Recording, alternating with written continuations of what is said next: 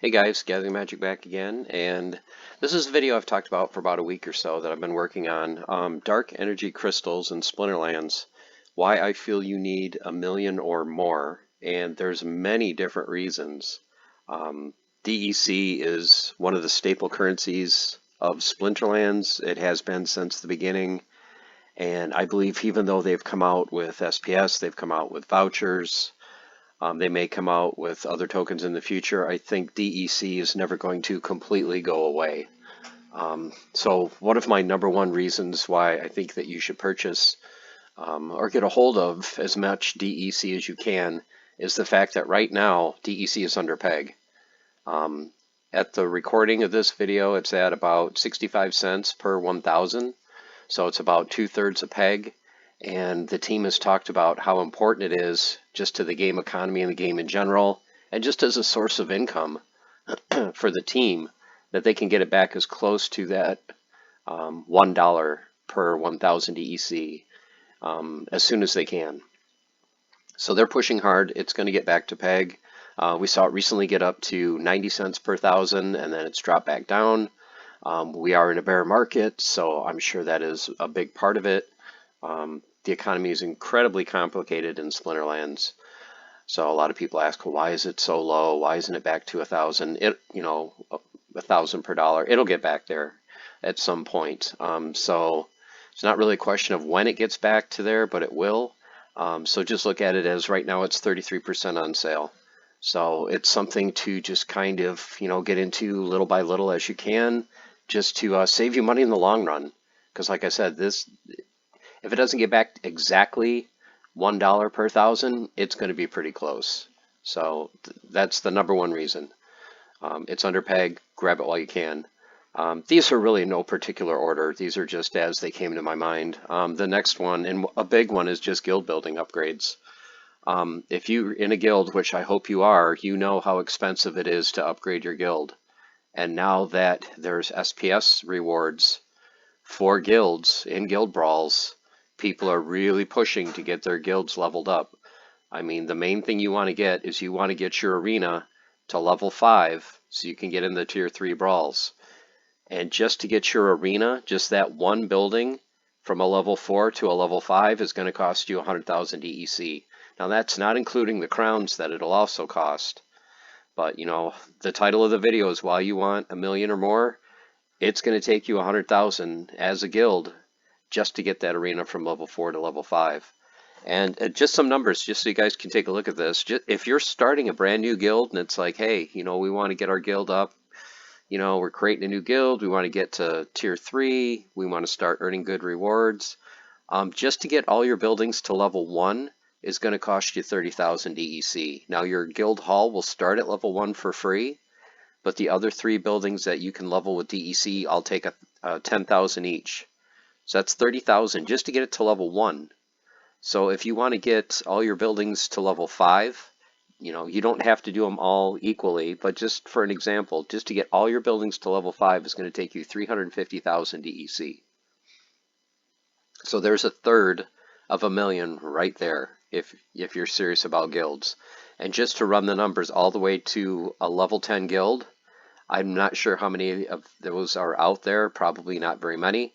At current prices, it would cost you, well, it takes over 15 million DEC to level from start and get all your buildings maxed out. And at today's price, at about 65 cents per 1,000, that's going to cost you just under $10,000. $10,000 just to get your guild maxed out. So if DEC was back to peg, add another 33% to that, you can see how much, how many thousands of dollars you'd save maxing it out now rather than waiting till later, when it gets closer and closer to peg.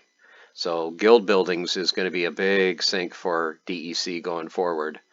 Another one that's pretty obvious are booster packs. Right now you can buy Chaos Legion for, 4,000 DEC. So you're getting it at about 2/3 of the price. So, for under $3 you can get a pack rather than, paying the full $4 per pack if you were to buy with credits. So pretty obvious one, but yeah. And definitely I mean, you can buy booster packs off of Hive Engine, but the thing is you won't get the airdrops. So if getting airdrops are important to you, really the only way to do that is you have to buy them with DEC for the most part. Now, some booster packs like Rift Watchers you can get with SPS, but I think going forward they're always going to leave DEC as some sort of an option, at least for the main set for buying booster packs. Another one that's probably extremely obvious is rentals. You need DEC to rent cards. Now, if you're starting a new account or you have a low-level account and you don't want to put a lot of money in the game, you understand how important DEC is.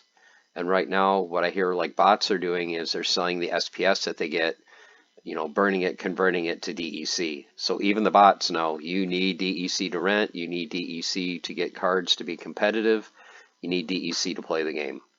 So even the people that have higher level accounts, gold accounts, diamond champion, every once in a while it's going to be like, well, I really need to rent that card, and maybe they don't have the hundreds of dollars to buy it. You can go on the market and rent it, very reasonably just for a few cents a day. So DEC is always going to be needed for rentals. So that's another huge point for why you want to hang on to DEC if you can. Kind of a minor one. I don't think this is live yet in the game, but they've talked about bloodstones and power stones for Gladius cases to be purchasable with DEC. So I think that will be a little bit of a sink, but maybe not a huge sink. I think they also talked about maybe vouchers being used to purchase blood and power stones. But, if they do use DEC, that would be a nice little sink for that. Promo cards. The team has hinted that they're going to try to come out with a promo card by the end of the year, and more than likely it's going to require DEC and vouchers.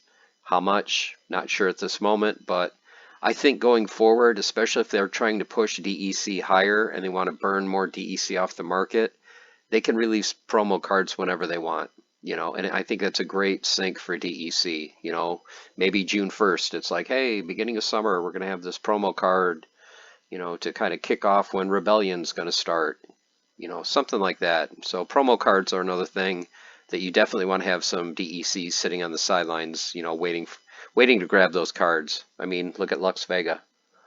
What did you need? 1 million DEC for that? Minus, if you had vouchers. So just one promo card alone could suck up, 100,000 or more DEC. The big one that I feel is going to be land. For building land, for building your buildings on land, for repairing them, and for upgrading them. As far as I can tell, you're going to need DEC and probably DEC alone to get your buildings to level 1. You won't be able to use resources to get it to level 1 because in the beginning no one's going to have those resources yet because they won't have buildings built. So kind of like how guild buildings can be purchased to level 1 with just DEC, I think they're probably going to do something very similar with land when it comes out. So as you can see, just for guilds, just to give you an example, a level 1 building costs you 10,000 DEC, and then it costs like crowns to upgrade them at each level. I think it'll be probably something similar to this. Maybe these numbers won't be exact because you're going to require like wood, stone, iron to build your buildings. I think DEC will also be a part of that cost. So, and I think that's what's going to keep people from just simply buying all the resources off the market and leveling your building from 1 to 10 as soon as land comes out. There's got to be something to kind of have sort of a barrier. For guilds, it's crowns. You have to win matches to get crowns, and you have to have crowns to upgrade past level 1. I think for guild building or for land, it's going to be the same thing. Once you get a level 1 building built on your land to get it to level 2, you're going to need resources, and you're going to need something that kind of is different, something that you have to acquire to upgrade your building past 1. It could be vouchers, which would be a great voucher sync, but it also might be DEC is required to level your buildings. That's just something to keep in mind. And like I said here, even if buildings for land take 10% of this, that's still going to be expensive. I mean, to get a building to level 10 in a guild costs 1.5 million DEC. Even if it's only a tenth of that, you're still looking at 150,000 DEC to max out your building. They've already mentioned in some posts, as far as we know, your buildings are going to have to be repaired from time to time. And those are probably going to require resources, your wood, your brick, your iron, Might also take DEC. Not positive on that yet, but that is something to consider. Another thing they have mentioned too, that DEC is going to be used for speeding up the spell creation process. So if you're creating an item, and let's say it's going to take 24 hours, they've hinted that if you spend DEC, maybe you can cut some of that time off. So now maybe it only takes 16 hours or 8 hours, depending on how much DEC you spend. So that's another DEC sink. Another possible use, well, not possible, it is used in tournaments, especially some of the bronze and silver leagues. You need DEC to enter some of those beginner tournaments.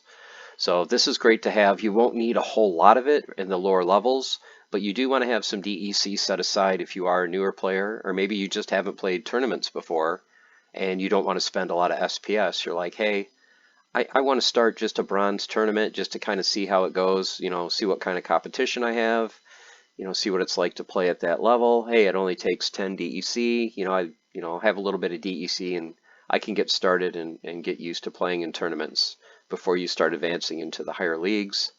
Another great voucher or DEC sink is going to be the new game coming out in just a couple weeks, and that is Splinterforge. So if you haven't played Splinterforge before, it's a game very similar to Splinterlands. It uses your Splinterlands summoners and monsters, as well as your own hero that you create. A lot of fun. I've done a couple videos on it, so if you haven't seen those, please check those out. But DEC can be used to buy crates, which are basically packs or equipment for Splinterforge. And they said you're going to have to spend 3,000 DEC for each crate or each pack. So if you're serious about playing Splinterforge and you want to pick up some packs, let's say you want to pick up, 50 crates, 50 packs. Well, you're looking at 150,000 DEC. So DEC can go very, very quickly when you're buying packs for Splinterforge. And the last point is just future games, packs, and other projects. When they come out with future card packs, maybe not all of them, but some of them, you're going to need DEC to buy, or it's going to be an option. Going forward, it might be, Rebellion, it might be SPS and voucher only, or it might be a combination of DEC and vouchers. We don't know at this point, but at some point they probably will have future sets that you can purchase with DEC.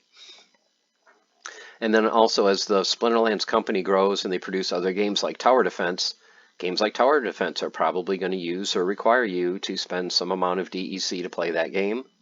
And also when they create other partnerships with other companies, those companies in the games that they create after their partnership with Splinterlands may say, hey, we're going to use the DEC token in our game as well, along with whatever their native token is for their game. They may say, hey, you can spend our token to play the game, or you can spend DEC. So these are things that are possible in the future to just keep in mind. My example is, will the Genesis League soccer game at some point have a use for the DEC token? As far as I know, they don't have any use for it now, but that's not to say when the game launches that you might be able to use the token for some aspect of the game. Maybe it's to make some unique skin or unique look for your player cards. Maybe it's used to speed up something within the game. Maybe it's used for a discount for pack buying. Total speculation, but it is something to think about. Other games that Splinterlands partners with may use the DEC token. Okay, guys, there you have it. Those are just, 10 points that I've thought about that may require DEC. And as you can see, some of them are going to take tens of thousands or possibly hundreds of thousands more at a time. So 1 million might be conservative if you are a serious long-term Splinterlands player and investor. So if there's any other ideas or things that you think might be a good use for DEC, please leave those in the comments below and I'll look into those. I'll answer whatever questions you have. Thanks for watching this video. Thank you to all the 350 plus subscribers. And I will come out with some more content tomorrow, daily opening. Like I said, I think DEC is a very important part of this game, and going forward, I'm going to slowly accumulate as much as I can. And hope you guys are too, and hope you guys love Splinterlands as much as I do. It's going to be an exciting 2023 for sure. So thanks for watching, guys. Take care, and as always, happy grinding. See you soon.